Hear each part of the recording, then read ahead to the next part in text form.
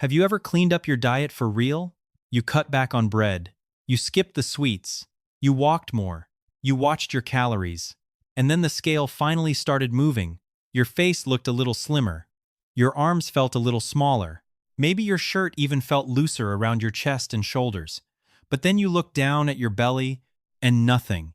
That same soft layer was still sitting there, like your body never got the message. And that can mess with your head. A lot of people start thinking, maybe I'm just not disciplined enough. Or maybe I'm not working out hard enough. Or worse, maybe my body is just broken. But that may not be the truth at all. Belly fat is not just a simple layer under your skin. It reacts to a lot of things happening inside your body. Hormones, stress, sleep, blood sugar, even whether your body feels safe enough to let stored fat go. So your belly is not ignoring your effort. It is responding to your biology. And once you understand that, the whole process feels less frustrating. You stop panicking when the scale drops, but your waist does not change right away. In today's video, Hidden Health Science will show you what your body really burns in the first few days of dieting, why belly fat is usually so stubborn, when real fat burning actually starts, and the quiet signs that your waistline may be closer to changing than you think. When you start eating fewer calories, your body does not immediately say, okay, let's burn belly fat first. It does not work that way. The first thing your body does is check what is going on. Is this just one smaller meal? Is this just one lighter day? Or is this a real change that is going to last? Your body is careful with belly fat, especially the fat around your waist. It sees that area as an important backup fuel source. Not because it cares how you look in the mirror, but because your body was built to survive. A long time ago, when food was not always easy to find, stored fat helped people get through hard times. So your body does not treat belly fat like a cosmetic problem. It treats it more like emergency savings. That is why other areas often change first. Your face may slim down. Your arms may look smaller. Your legs may feel lighter. But your belly still hangs on. That does not mean nothing is happening. It just means your body has its own order. It burns and adjusts in a way that makes sense for survival, not for what we want to see first. And this is the part people need to hear. If you quit too early, you may stop right before your body finally starts reaching the fat you care about most. Belly fat is not impossible to lose. It just usually shows up late to the process. In the first few days of a diet, your body usually does not go straight for belly fat. It goes for glycogen first. Glycogen is quick stored energy. Your body keeps it in your liver and muscles. Think of it like a backup battery. When you start eating less, your body pulls from that battery before it starts digging into stored fat. And here's the part a lot of people miss. Glycogen holds water. So when your body uses up glycogen, it also lets go of some of that water. That is why the scale can drop pretty fast in the beginning. You may lose 2, 3, even 4 pounds in just a few days. And it feels great. You think, wow, I'm finally burning fat. But most of that early drop may not be fat yet. A lot of it is water leaving your body. That does not mean you are doing anything wrong. Actually, it means your body is responding. It is noticing the change. It is starting to shift. The problem starts when people mistake water loss for real fat loss, because then, when the scale slows down, they panic. They think the diet stopped working, but really, the body just finished the warm-up phase. This is the moment to stay calm, not quit, not slash calories even lower, not punish yourself with extra workouts. Just stay steady. Your body is still moving in the right direction. After those first few days of quick weight loss, the scale often stops. And this is where people get nervous. Maybe it does not move for 3 days, maybe 4 days, sometimes even a full week. You step on the scale, see the same number, and your mind goes straight to the worst place. This is not working. I messed up. My body is stuck. I need to eat even less. But that first plateau is not always a bad sign. After your body drops glycogen and water, it needs a little time to settle. It is trying to figure out what is happening. Is this just a short diet? Is this just a few low-calorie days? Or is this a real new pattern? Your body does not want to burn deeper fat unless it has a reason to. If you diet hard for a few days, then go right back to old habits, your body never gets the signal that things have truly changed. So think of this stage like a checkpoint. Your body is asking, is this safe? Is this consistent? Can I trust this? And if you keep going with normal meals, better sleep, and regular movement, your body starts to understand that this is not a crash. It is a new rhythm. That is when deeper fat burning finally gets a chance to begin. When you keep eating fewer calories for long enough, your body starts to adjust. This is called metabolic adaptation. That sounds technical, but it is pretty simple. Your body is trying to become more careful with energy. It is learning how to spend less, save more, and protect you from running too low. That is why you may suddenly feel hungrier at night. You may feel a little more tired on your walks. You may crave bread, pasta, chips, or something sweet. You may feel like your willpower got weaker overnight, but that is not weakness. That is your body sending signals. It is saying, hey, energy is lower than usual. Are we okay here? And this is where a lot of people make the biggest mistake. They panic. They cut calories even harder. They add more workout. They sleep less because they are stressed. They push and push, thinking more pressure will force the belly fat to move. But many times, that backfires. Stress goes up, cortisol goes up, cravings get stronger, sleep gets worse, and the belly fat becomes even harder to lose. The better way is not to beat your body down. It is to stay steady. Keep your calorie deficit reasonable. Eat enough protein, drink enough water, get to bed on time. Move every day, even if it is just a walk. You do not need to turn your body into a battlefield.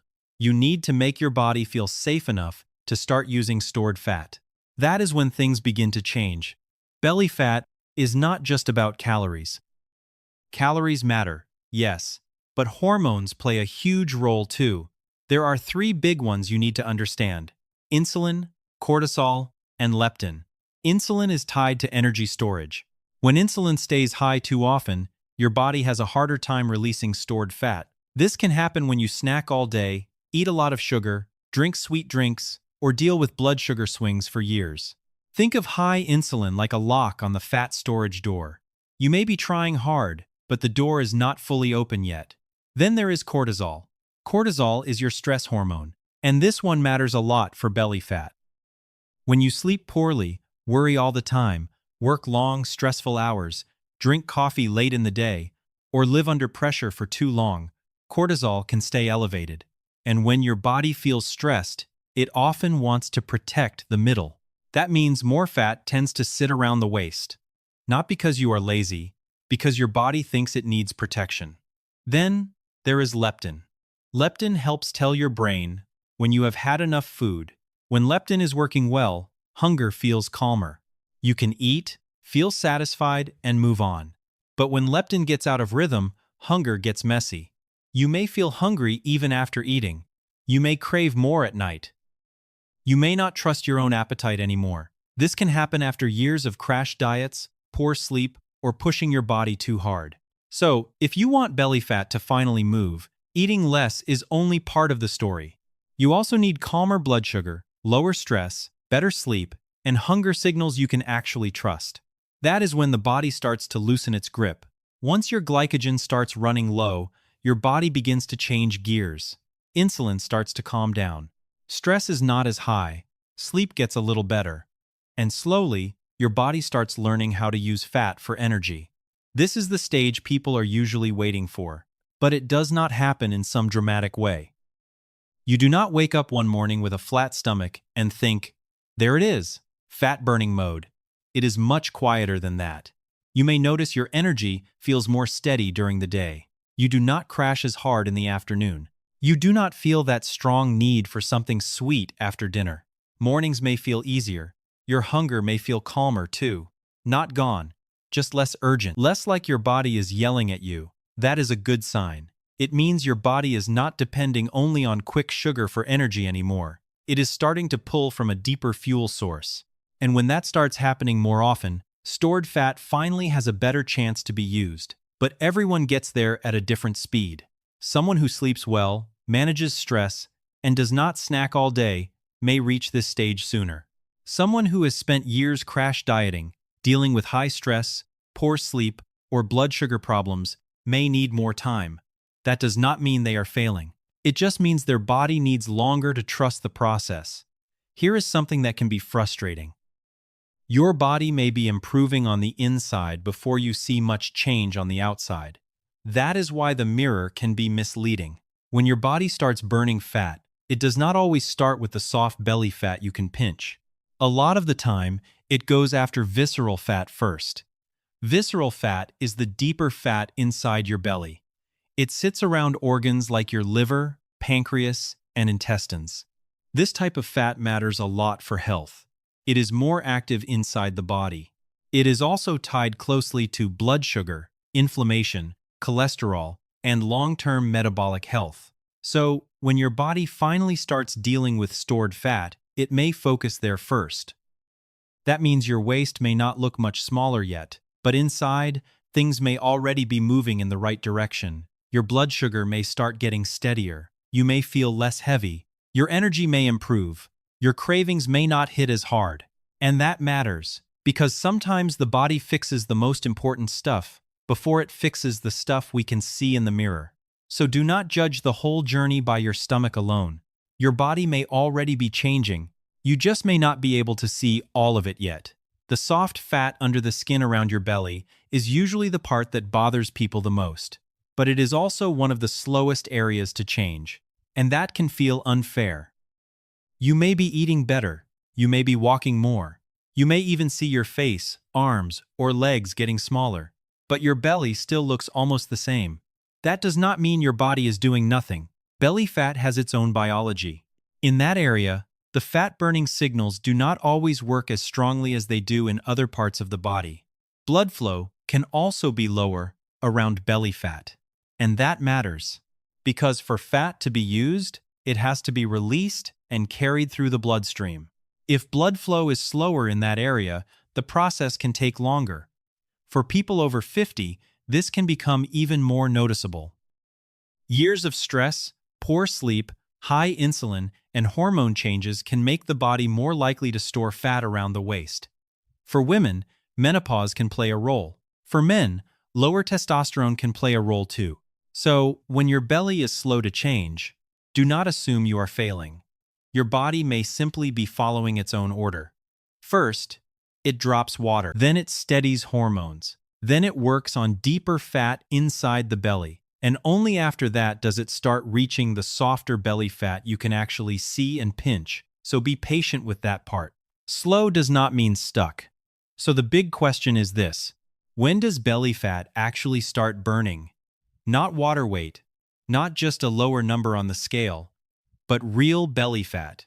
For many people, if they stay in a steady calorie deficit, sleep better, manage stress, and keep blood sugar more stable, belly fat usually starts to change somewhere around week 3 to week 6. That is when the body has had enough time to adjust. Glycogen is lower. Insulin may be calmer. Cravings may not be as wild. The body starts trusting the new routine, but not everyone moves at the same speed. If someone has been through years of yo-yo dieting, poor sleep, high stress, late-night snacking, or blood sugar issues, it may take longer. For some people, the belly may not really start changing until week 8 or even week 12. And that is not failure. That is just the body catching up. The mistake is quitting in week 2 because your stomach is not flat yet. That is exactly when many people stop. They never give their body enough time to reach the deeper stage. So, instead of asking, "Why is my belly not gone yet?" ask this: have I been consistent long enough for my body to trust this new rhythm? Because once the answer is yes, your waistline finally has a real chance to change. Fat-burning mode does not always show up on the scale right away. Sometimes, you feel it before you see it. Your energy feels more even during the day. You are not dragging through the afternoon like you used to. That strong craving for something sweet after dinner starts to calm down. You can get through a morning without thinking about food every 10 minutes. Your sleep may feel deeper. Your mood may feel steadier. You may not feel as irritated over small things. And hunger changes too. It does not feel like an emergency anymore. It feels more normal, more manageable. Like your body is asking for food instead of shouting for it. Your pants may not be loose yet, your waist may not look dramatically smaller, but maybe your belt feels a little better. Maybe your belly feels less tight or less bloated. Those small changes matter. They are quiet signs that something inside your body has shifted. Your metabolism is not just chasing quick energy anymore. It is starting to work differently. And when those signs show up, you may be closer to visible change than you think. To keep belly fat going down, you do not need to be perfect. You just need a rhythm your body can trust. Start with protein. Get enough of it with your meals. Protein helps protect muscle, and muscle matters because it helps your body burn more energy, even when you are resting. Then add strength training a few times a week. It does not have to be extreme. You do not need to train like an athlete, but you do need to be consistent. Your body responds to steady effort. Walking helps too. A light walk after dinner or in the evening can do more than people think. It can help with blood sugar, digestion, stress, and sleep. And sleep is a big one. Poor sleep can make cravings stronger. It can raise stress hormones. It can make belly fat harder to lose, even when your diet looks good. So, if you only fix one thing first, fix your bedtime. Also, do not make the plan so strict that you hate your life. That never lasts. A better goal is to be consistent most of the time. Around 80 fun trum is enough for many people. Eat better, move daily, sleep a little more, lower stress where you can. Small things, done over and over, beat a perfect plan you quit after 2 weeks. When these habits become part of your normal life, fat-burning mode stops feeling like a lucky phase. It becomes your new baseline. So if you are dieting right now, and your belly still has not changed much, that does not mean you are failing. It may just mean your body is still working through the early stages. It may still be using glycogen. It may still be letting go of water. It may be trying to calm down your hormones. It may be working on deeper visceral fat first. And honestly, you may be closer to real change than you think. Belly fat is not your enemy. It is more like a sign that your body has been trying to protect you for a long time. Maybe through stress, poor sleep, long days, bad eating patterns, or years of starting and stopping.